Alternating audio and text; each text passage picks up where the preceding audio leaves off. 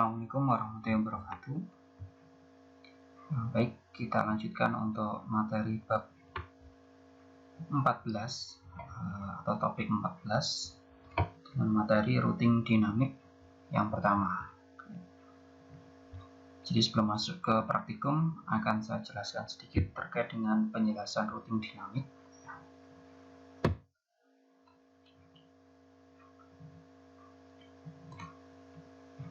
Jadi saya ulang lagi terkait dengan sistem kerja routing. Jadi routing sendiri itu adalah salah satu fitur yang ada di dalam perangkat jaringan, khususnya adalah perangkat router. Jadi fungsi dari routing ini adalah digunakan untuk menghubungkan lebih dari satu jaringan atau antar jaringan. Ya. Jadi misal di sini ada jaringan dari lab 1 atau mungkin dari kota A, kota B. Nah, misal dari kota A dan juga kota B. Nah, ini mau dihubungkan dengan jaringan, di mana masing-masing antara kota ini terdapat total ada 4 jaringan. Ya. Nah, bagaimana cara menghubungkan antara kota A dan kota B agar kedua kota ini bisa terhubung walaupun berbeda jaringan? Ya, caranya adalah dengan sistem routing. Ya. Jadi routing ini dia adalah tugasnya mengatur jaringan agar perangkat-perangkat jaringan walaupun berbeda, nah itu masih tetap bisa terkoneksi satu sama lain, bisa bertukar data ataupun bisa saling berkomunikasi. Jadi menghubungkan berbeda satu jaringan agar bisa saling berkomunikasi. Itu adalah fungsi dari routing. Jadi sama seperti yang sudah saya jelaskan tadi, jika jaringan lokal itu terdiri dari banyak jaringan yang kompleks, maka kita membutuhkan namanya adalah fitur routing. Nah, fitur routing ini jika kita juga menginginkan pemantauan dan pengelolaan jaringan yang lebih baik. Jadi dengan adanya routing kita bisa memantau jaringan yang mungkin jaraknya berjauhan dengan kantor kita. Jadi kita bisa melakukan monitoring ke jaringan luar walaupun berada di daerah yang jauh. Nah, itu bisa kita monitoring aktivitas jaringannya itu dengan fitur routing. Lalu lebih aman karena adanya firewall filtering, itu menjadi lebih mudah dan lengkap. Lalu traffic broadcast hanya terkonsentrasi di setiap subnet atau network. Jadi karena routing ini sifatnya dia menjembatani antar jaringan, sehingga broadcast ini traffic broadcast hanya berjalan di satu jaringan saja. Jadi di satu jaringan arealnya masing-masing. Sementara routing ini tugasnya hanya menjembatani dan juga menghubungkan antar jaringan tadi, sehingga sangat menghemat aktivitas yang ada di dalam jaringan. Lalu koneksi antar public IP network. Jadi routing ini juga bisa dikatakan bisa untuk komunikasi antar IP public. Ya. Jadi IP public network itu adalah IP yang gampangnya IP internet. Jadi IP yang berada atau tersebar di internet. Jadi jaringan kita itu bisa kita hubungkan dengan IP public, nah, dengan cara kita harus melakukan routing terlebih dahulu. Lalu routing juga bisa digunakan untuk koneksi antar wide area network. Jadi misal ya tadi bisa kita gunakan untuk menghubungkan antar perusahaan. Jadi antar perusahaan dengan anak perusahaan di kota lain itu bisa kita gunakan, kita hubungkan menggunakan fitur routing. Ataupun misal untuk perusahaan bank, jadi bank itu kan ada banyak cabangnya. Itu bagaimana seluruh cabang, seluruh ATM itu saling terhubung. Nah, semuanya terhubung menggunakan fitur routing. Itu fungsi atau manfaat dari routing. Nah, untuk klasifikasi routing, ya, karena bab 14 ini adalah kita membahas terkait dengan routing dinamik. Jadi untuk klasifikasi dari routing dinamik seperti yang ada di materi, jadi ada dua macam jenis untuk dynamic routing protokol. Yang pertama adalah interior gateway protocol dan yang kedua adalah exterior gateway protocol. Jadi kalau interior ini adalah routing yang sifat atau routing dinamik yang sifatnya dia menghubungkan antar sistem otonom. Jadi nanti di dalam routing itu ada namanya sistem otonom. Nah, untuk interior gateway protokol ini dia menghubungkan dalam satu autonomous ya. Jadi dalam satu sistem autonomous. Itu untuk interior gateway protokol. Sementara untuk exterior gateway protokol ini digunakan lebih luas lagi, digunakan untuk antar autonomous. Jadi dengan berbeda autonomous. Ya. Untuk interior gateway protokol sendiri dibagi ke dalam dua jenis, yaitu distant vector protokol dan juga link state protokol. Kalau distant vector protokol ini pemilihan jalur itu berdasarkan dari jarak terdekat. Nah, jadi pemilihan jalur routing berdasarkan jarak terdekat. Sementara link state ini berdasarkan dari lompatan routing. Jadi dipilih berdasarkan dari seberapa dekat lompatan routing yang ada di dalam jaringan tersebut. Ya. Untuk distant vector protokol ada RIP versi 1 dan RIP versi 2, lalu ada IGRP dan juga EIGRP. Lalu untuk link state protokol, nah ini ada OSPF dan juga ISIS. Lalu untuk exterior gateway protokol, nah ini hanya satu, yaitu BGP.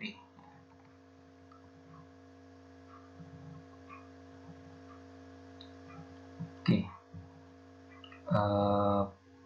Perbedaan antara static routing dan juga dynamic routing. Jadi kalau static routing di mana pada saat di materi sebelumnya yaitu adalah administrator melakukan routing secara manual. Jadi isian penentuan tujuan, penentuan subnet mask dan juga gateway atau next hop itu dilakukan secara manual oleh administrator. Namun untuk dynamic routing, nah itu administrator hanya melakukan sedikit konfigurasi. Jadi nanti isian yang ada di dynamic routing ini lebih sedikit dari isian yang ada di static routing ya. Tapi secara cara kerja dynamic routing ini dia akan mencari secara dinamis atau secara otomatis. Jadi administrator hanya melakukan penambahan setting konfigurasi sedikit saja. Nanti yang menjalankan routingnya adalah dari sistem dynamic routingnya sendiri. Jadi dia akan mencari rute dan juga gateway terbaik dari semua jaringan yang terhubung.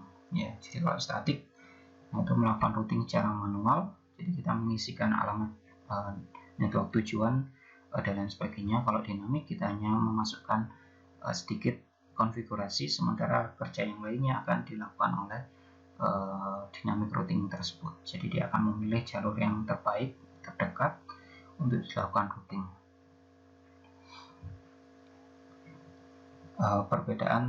Itulah perbedaan dari routing statik dan juga dinamik.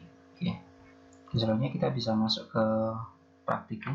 Jadi sama seperti di materi sebelumnya, untuk routing dinamik yang pertama kita menggunakan perangkat Cisco Packet Tracer.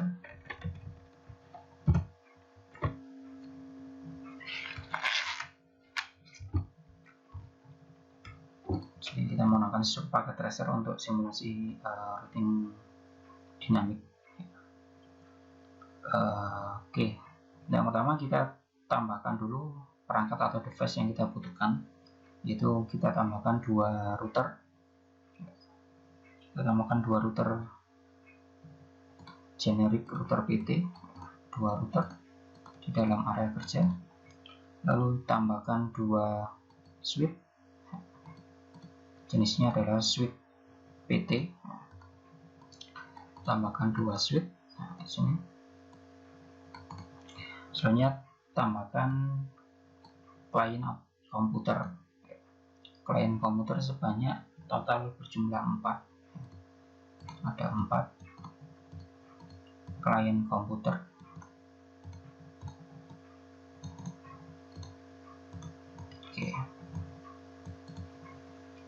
Oke, setelah penambahan device atau perangkat jaringan yang kita butuhkan, selanjutnya kita hubungkan masing-masing perangkat tersebut. Yang pertama kita hubungkan untuk perangkat router dengan router. Jadi perangkat router yang pertama dengan router yang kedua kita hubungkan menggunakan kabel jenis serial DTE. Dari router yang pertama kita pilih serial 2/0, lalu router yang kedua serial 2/0. Oke, selanjutnya setelah kita hubungkan antar router, kita hubungkan router dengan switch. Router dengan switch menggunakan kabel jenisnya straight. Oke, kita mulai dari router yang pertama, kita pilih fast Ethernet 0/0, lalu kita hubungkan dengan switch yang pertama, kita pilih fast Ethernet 0/1. Lalu kita hubungkan lagi untuk router yang kedua, kita pilih fast Ethernet 0/0, kita hubungkan dengan switch yang kedua, yaitu fast Ethernet 0/1. Oke, selanjutnya kita hubungkan dari switch dengan komputer klien menggunakan kabel jenis switch, menggunakan kabel jenis straight. Jadi kita hubungkan dari switch yang pertama dengan komputer yang pertama, lalu switch dengan komputer yang kedua.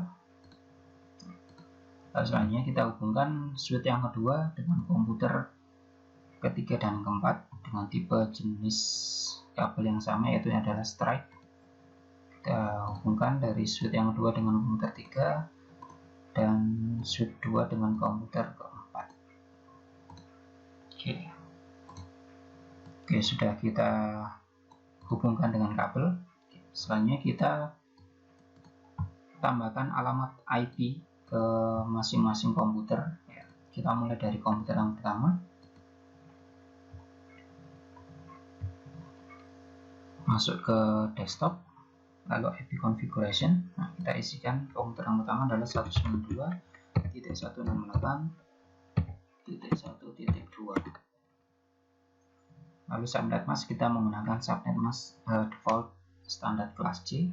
Lalu untuk gateway-nya kita isikan 192.168.1.1. Jadi alamat gateway ini adalah alamat jaringan yang terhubung dengan router.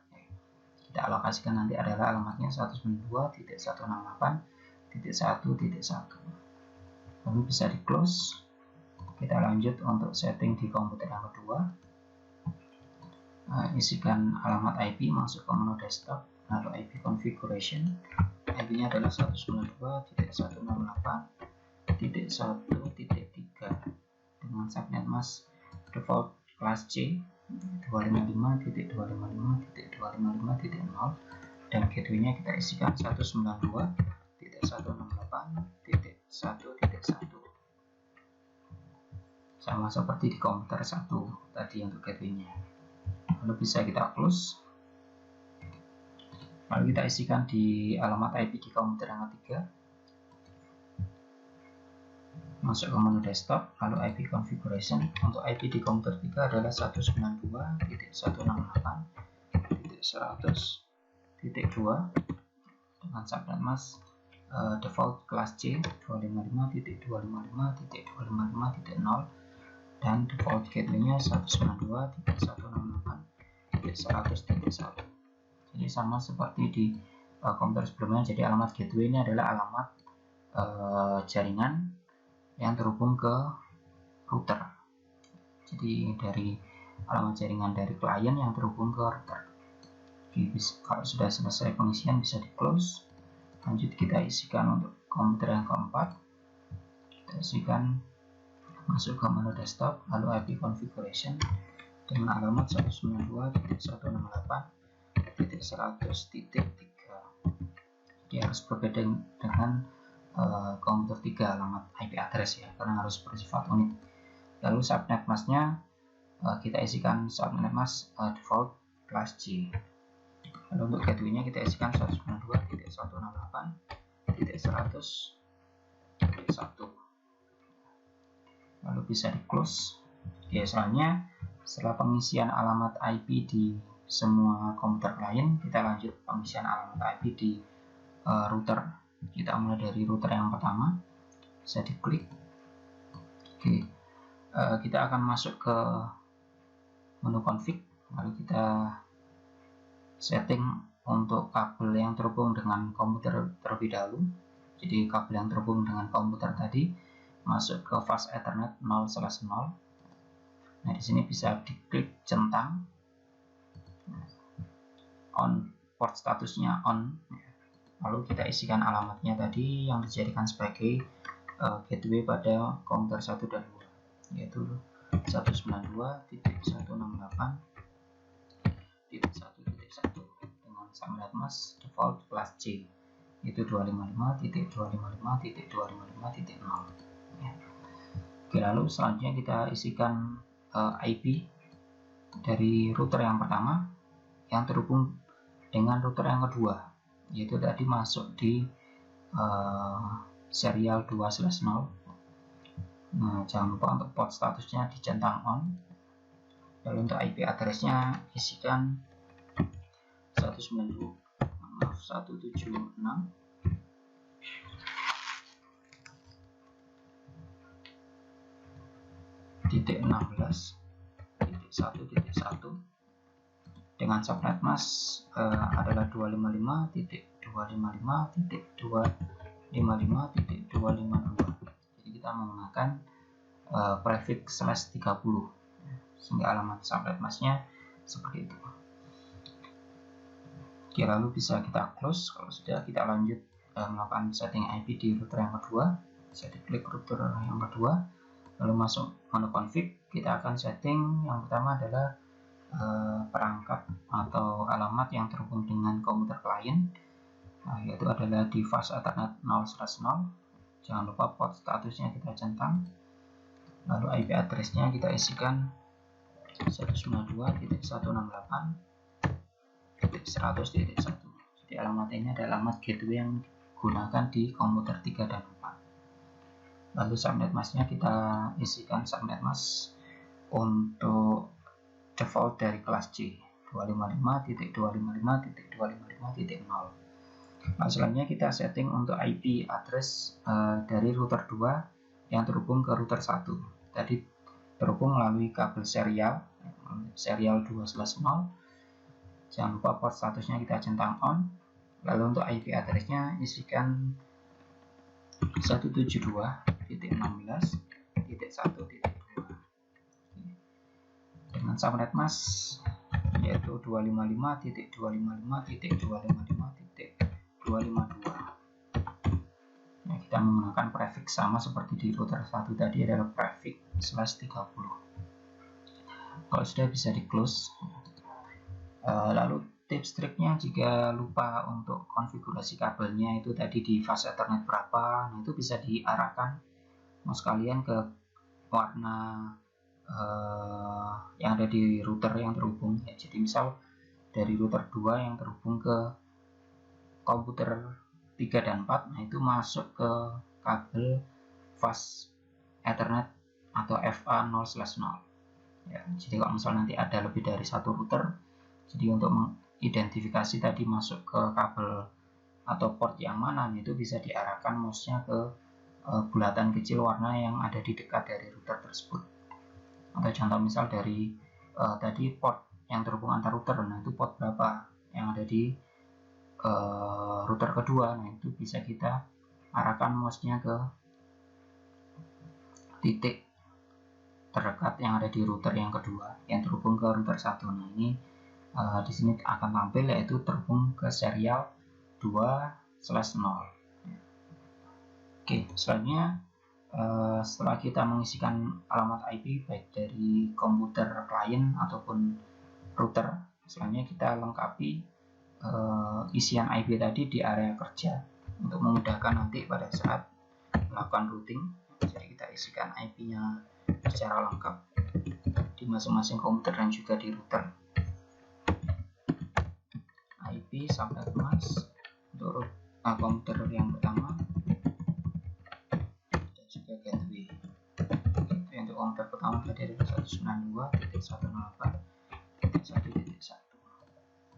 Oke, selanjutnya di komputer yang kedua, kita jangan lupa diisikan alamatnya tadi, yaitu 192.168.1.3 subnet mask plus C, dan juga gateway-nya 192.168.1.1. Lalu isikan juga untuk komputer yang ketiga. Di alamat komputer ketiga adalah 192.168.100.2 dengan subnet mask 255.255.255.0 dan gateway IP adalah 192.168.100.1. Lalu kita isikan di komputer yang keempat. Ini adalah 192.168.100.3 dengan subnet mask 255.255.255.0 dan gateway-nya 192.168.100.1. Oke, selesai kita mengisikan keterangan IP yang ada di komputer klien. Selanjutnya kita isikan keterangan IP di router, dimulai dari router yang pertama. IP yang terhubung dengan komputer klien di router pertama yaitu 192.168.1.1 dengan subnet mask 255.255.255.0. Lalu kita lengkapi IP router yang pertama yang terhubung dengan router kedua. Jadi IP-nya adalah 192.168. Mohon maaf, tadi IP-nya 172.16.1.1 dengan subnet mask 255.255.255.252. Kita lanjut dengan pengisian kelengkapan IP dari router yang kedua. Kita isikan IP yang terhubung dengan komputer klien, itu adalah 192.168.100.1 dan subnet mask 255.255.255.0. Lalu isikan lagi untuk IP dari router 2 yang terhubung dengan router 1. IP-nya adalah 172.16.1.2 dengan subnet mask 255.255.255.252. Oke, kita sudah melengkapi untuk konfigurasi IP di area kerja. Ini untuk memudahkan nanti pada saat melakukan setting routing.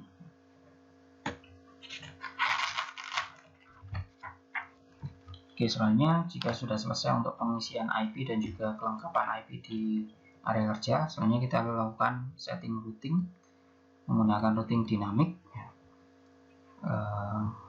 Kita bisa routing dari router 0. Jadi untuk routing dinamik itu nanti kita bisa klik dulu di router yang pertama. Jadi masuk di menu config, lalu masuk ke menu routing RIP. Jadi yang ada di Cisco Packet Tracer itu routing dinamik yang ada di menu tampilan sistem Vertical User Interface itu hanya fitur RIP saja yang aktif. Jadi nanti untuk fitur yang lain ya kita bisa coba di perangkat yang lain. Tapi untuk di Cisco Packet Tracer, nah kita bisa menggunakan untuk fitur routing dinamiknya adalah RIP. Jadi isian yang diisikan adalah network. Jadi network ini adalah network dari router yang pertama. Jadi router yang pertama ini network berapa saja yang ada di router yang pertama. Jadi sebagai contoh, misal di router pertama ini ya, network yang ada di router pertama atau yang terhubung dengan router pertama itu berapa saja. Nah, sebelumnya kita lengkapi dulu untuk networknya. Nah, di sini networknya adalah 192.168.1.0. Lalu untuk network yang berikutnya adalah 192.168.100.0 dan network bagian atas adalah 172.16.1.0. Ini adalah alamat network. Nah, untuk di routing, jadi routing dari router 1, jadi nanti yang dimasukkan di routing dinamik atau RIP adalah network yang terhubung dengan router 1. Jadi yang terhubung dengan router 1 ini network berapa saja? Jadi yang terhubung dengan router 1 yaitu adalah network 192.168.1.0 dan network 172.16.1.0. Jadi kita tambahkan, network yang pertama adalah 192.168.1.0, bisa di add. Nah, selanjutnya network yang kedua adalah 172.16.1.0. Ini adalah network yang terhubung dengan router 1. Nah, itu dimasukkan di tabel routing untuk routing dinamik menggunakan RIP. Itu kalau sudah bisa di close, kita lanjut di router yang kedua. Bisa diklik untuk router yang kedua. Jadi sama seperti router 1, jadi network yang nanti dimasukkan di tabel routing di routing dinamik untuk jenis RIP. Nah, itu adalah network atau jaringan yang terhubung dengan router 2. Karena kita setting di router yang kedua, jadi yang dimasukkan di alamat tabel routingnya adalah alamat network atau jaringan yang terhubung dengan router 2. Jadi yang terhubung dengan router 2 adalah network 192.168.100.0 dan network 172.16.1.0. Nah, ini kita masukkan di tabel routingnya. Yang pertama adalah 192.168.100.0, kita add, dan yang kedua adalah 172.16.1.0. Ini adalah network yang kedua. Oke, kalau sudah bisa di close. Jadi untuk routing dinamik kita hanya memasukkan network atau alamat jaringan yang terhubung dengan router kita saja. Jadi nanti dari router tersebut akan mencari secara otomatis jalur routing yang akan dituju di dalam satu jaringan tersebut. Jadi setelah kita setting routing dinamik di kedua router, selanjutnya kita lakukan pengetesan. Masuk komputer 1, lalu menu desktop, lalu command prompt, kita ping ke tetangga yang terdekat, yaitu ke alamat 192.168.1.3.4. Oke, sudah reply. Oke, selanjutnya kita ping ke tetangga seberang, itu komputer 3 dan 4. Itu ada ketik ping ke alamat 192.168.100.2. Oke, enter. Oke, sudah ada reply dari komputer 3. Selanjutnya kita ping ke komputer 4. Alamat dari komputer 4 adalah 192.168.100.3. Enter.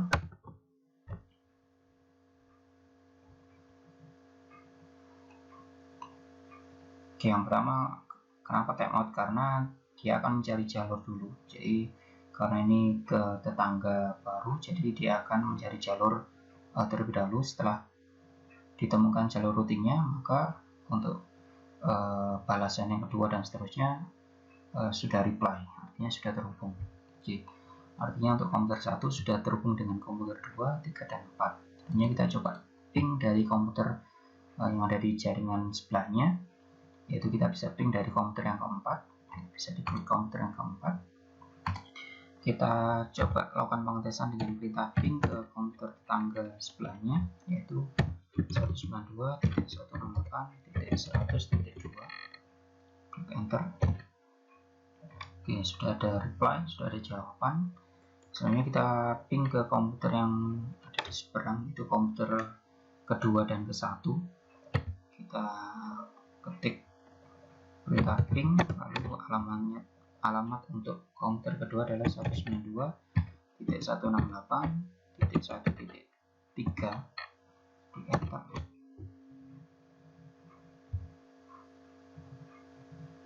Jadi akan request timeout terlebih dahulu. Nah, kalau sudah ditemukan jalurnya maka akan terhubung, akan ada jawaban reply. Kalau kita ping ke komputer 1 dengan perintah ping, namanya adalah 192.168.1.2, klik enter. Oke, sudah terhubung. Oke, berarti untuk komputer yang nomor 4, nah itu sudah terhubung dengan komputer 3, komputer 2, dan komputer 1. Oke, itu untuk cara pertama untuk pengetesan jaringan routing apakah berhasil atau tidak.